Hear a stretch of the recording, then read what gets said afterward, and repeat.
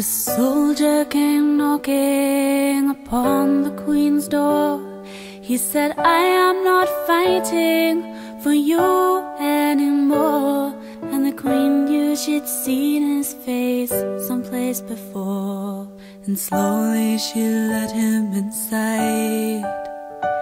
He said, I've watched your palace up here on the hill, and I've wondered who's the woman for whom we all kill. But I'm leaving tomorrow and you can do what you will. Only first I am asking you why. Down the long narrow hall he was led, into her room with her tapestries in red. And she never once took the crown from her head. And she asked him there to sit down. He said, I see you now and you are so very young, but I've seen more battles lost than they have battles won. And I've got this intuition says it's all for your fun. So now will you tell me why? Well, the young queen, she fixed him with an arrogant eye. She said, you won't understand and you may as well not try. But her face was a child's and he thought she would cry. But she closed herself up like a fan. She said, I have swallowed a secret burning thread. It cuts me inside and often I bled. And he laid his hands then on the top of her head, and he bowed her down to the ground. Tell me, how hungry are you?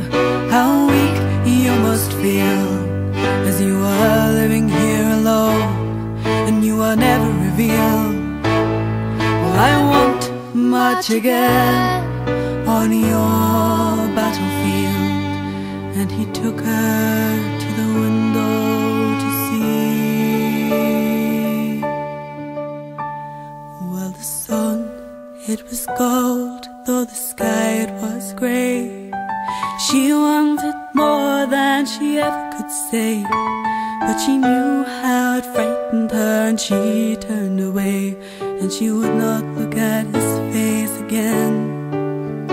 He said, I want to live as an honest man, to get all I deserve and to give all I can, and to love a young woman who I don't understand. Your Highness, your ways are very strange. But the crown, it had fallen, and she thought she would break.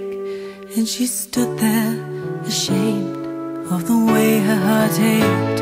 And she took him to the doorstep and she asked him to wait. She would only be a moment inside.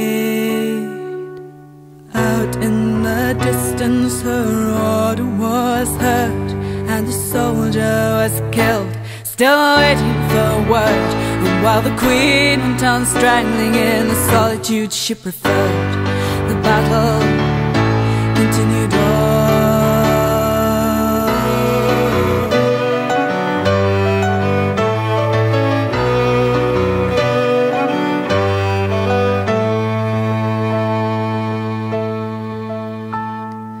The soldier came knocking upon the queen's door.